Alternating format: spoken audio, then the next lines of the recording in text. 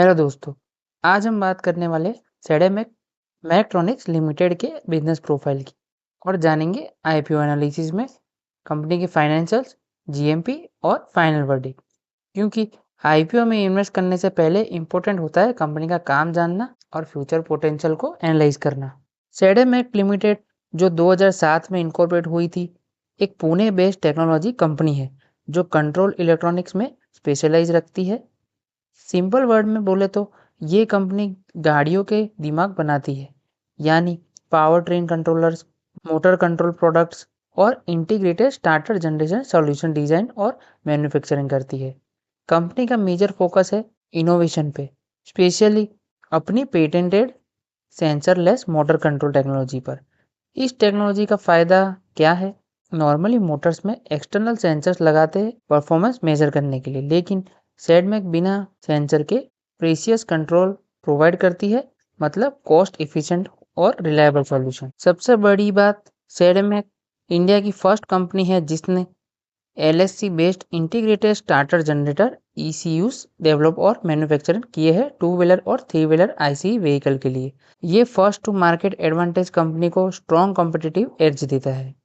अगर प्रोडक्ट की बात करें तो फ्लैगशिप प्रोडक्ट में IC ISG ECUs, EFI ECUs, combined ISG plus EFI ईसीयूज और ईवी के लिए एमसीयूज शामिल है। साथ ही ये इलेक्ट्रिक मशीन जैसे मोटर और मैग्नेटोस भी बनाती है, जो इंजन व्हीकल से लेकर ई बाइक, ई स्कूटर और ई रिक्शा के लिए स्मॉल इलेक्ट्रिक व्हीकल तक यूज होते हैं। कंपनी जनरेटर्स और कॉमर्शियल व्हीकल सेगमेंट में भी एक्टिव है। 31 दिसंबर 2025 तक कंपनी के पास 496 एम्प्लॉय थे, जो इंडिकेट करता है ये एक फोकस्ड और टेक्निकली स्ट्रॉन्ग ऑर्गेनाइजेशन है। कॉम्पिटिटिव स्ट्रेंथ की बात करें तो first to market advantage, agility, cross market synergies और कंसिस्टेंट क्वालिटी डिलीवरी रिकॉर्ड शामिल है। और सबसे इम्पोर्टेंट ये है, ओईएम्स के साथ क्लोजली काम करती है, जो कि लॉन्ग टर्म बिजनेस विजिबिलिटी का पॉजिटिव साइन होता है। तो ओवरऑल देखा जाए तो सेडेमेक लिमिटेड एक innovation driven auto electronics company है जो आईसी और ईवी दोनों सेगमेंट में स्ट्रॉन्ग पोजीशनिंग बना रही है। आगे बात करेंगे कंपनी के फाइनेंशियल्स के बारे में। अब बात करते हैं कंपनी के फाइनेंशियल्स के बारे में। मार्च 23 से मार्च 25 का डेटा एक साल का है और ये 9 महीने का डेटा है। कंपनी की एसेट देखें तो 331 से बढ़कर 491 और करंटली 676 है, जो इंक्रीजिंग मैनर में है, तो अच्छी बात है। टोटल इनकम कंपनी की देखें तो 429 से बढ़कर 662 और करंटली 775 है। पैट कंपनी का देखें तो 8 से बढ़कर 47 और करंटली 71 है। इबिटा कंपनी का 54, 83, 125 और 161 है। नेटवर्थ कंपनी की देखें तो 115, 124, 303 और 411 है। रिजर्व एंड सरप्लस की बात करें तो 114, 124, 303 और 366। और टोटल बोरोइंग्स की बात करें तो 109, 150, 49 और 46, तो करंटली डिक्लाइनिंग मैनर में है, तो एक अच्छी बात है, कंपनी अपनी डेट कम कर रही है। अब बात करते हैं कंपनी के केपीआईज के बारे में। ये 9 महीने का डेटा है और ये पूरे साल का डेटा है। आरओई की बात करें तो 22.01 और 20.03। आरओसी कंपनी का 33 और 32, डेट टू इक्विटी 0.21 और 0.17 है, जो बहुत ही एक्सेप्शनली अच्छी बात है। Return on net worth 15.48, 17.39। PAT margin company का 7.15 और 9.28।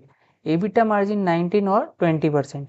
प्राइस टू बुक वैल्यू देखें तो 18 और 14 टाइम्स है। ईपीएस प्री और पोस्ट आईपीओ देखें तो 10.65 से बढ़कर 21.59 और पी देखें तो 126 और 62 है। प्रमोटर होल्डिंग कम है 26.43% के साथ। मार्केट कैप प्री आईपीओ देखें तो 5,970 करोड़ का है। अब बात करते हैं कंपनी के आईपीओ डिटेल्स के बारे में। आईपीओ का टोटल साइज है 1087 सीआर का, मतलब 1000 करोड़ के आसपास, 1100 करोड़ के आसपास है।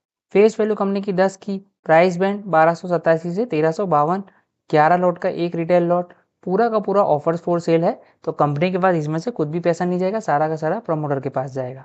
बीएससी एनएससी दोनों पर लिस्ट हो जाएगा। अगर आप कंपनी के एम्प्लॉय है तो 128 रुपीज़ का आपको डिस्काउंट मिलेगा। अब बात करते हैं कंपनी की टाइमलाइन के बारे में। आईपीओ ओपन होगा 4 को, क्लोज होगा 6 को, अलॉटमेंट आपको पता चलेगा 9 को, रिफंड इनिशिएट होगा 10 को, क्रेडिट आपको मिल जाएंगे आपके अकाउंट में 10 तारीख को और लिस्टिंग हो जाएगी कंपनी 11 तारीख। अब बात करते हैं रिजर्वेशन के बारे में। QIBs के लिए 50%, रिटेल के लिए अच्छा कोटा है 35% का, NIS के लिए 15% है। लॉट साइज कंपनी का देखें तो 11 शेयर का एक लॉट 14,872 का मिनिमम इन्वेस्टमेंट। वैसे ही 13 लॉट का रिटेल मैक्स लॉट है। स्मॉल HNI मैक्स और बिग HNI का कोटा आप देख सकते हो। तो दोस्तों अब बात करते हैं सेडेमेक लिमिटेड के GMP की, जो अभी चल रहा है 10 से 12, जो कि अप्रोक्स 0.74% प्रीमियम दिखा रहा है। सबसे पहले समझिए GMP यानी ग्रे मार्केट प्रीमियम हमें लिस्टिंग सेंटीमेंट का एक आइडिया देती है, लेकिन ये ऑफिशियल डेटा नहीं होता, सिर्फ मार्केट एक्सपेक्टेशन रिफ्लेक्ट करता है। अब अगर 10 से 12 का प्रीमियम देखें तो ये पॉजिटिव सिग्नल ज़रूर है, लेकिन बहुत हाई इफेक्टिव वाला GMP नहीं है। 0.74% का प्रीमियम इंडिकेट करता है कि मार्केट में मॉडरेट डिमांड है, मतलब इन्वेस्टर इंटरेस्टेड है, पर अग्रेसिव लिस्टिंग गेन वाली सिचुएशन अभी नहीं दिख रही। इसका मतलब क्या है? शॉर्ट टर्म में लिस्टिंग गेन के लिए अगर कोई अप्लाई करता है तो एक्सपेक्टेशन रियलिस्टिक रखनी चाहिए। ये टाइप का GMP जनरली स्टेबल या लिमिटेड अपसाइड लिस्टिंग के लिए सिग्नल देता है। जब तक सब्सक्रिप्शन नंबर स्ट्रॉन्ग ना आए तब तक कॉशियस रहिए। लॉन्ग टर्म इन्वेस्टर के लिए सिर्फ GMP देखकर डिसीजन लेना सही नहीं होता। कंपनी का बिजनेस मॉडल, टेक्नोलॉजी एडवांटेजेस और फाइनेंशियल स्ट्रेंथ ज़्यादा इंपॉर्टेंट फैक्टर होते हैं। फाइनल एडवाइस की बात करूँ तो GMP पॉजिटिव है, sentiment neutral to slightly positive है, लेकिन फाइनल डिसीजन लेने से पहले RHP पढ़े और ओवरऑल मार्केट कंडीशन जरूर देखें, क्योंकि अभी वॉर की सिचुएशन काफी गंभीर है। तो दोस्तों अब बात कर लेते हैं फाइनल वर्डिक्ट के बारे में। कंपनी का बिजनेस मॉडल प्रोफाइल स्ट्रॉन्ग है, specially control electronic, ISG, ECUs और EV सेगमेंट में। इनकी पोजिशनिंग फ्यूचर ओरिएंटेड लग रही है।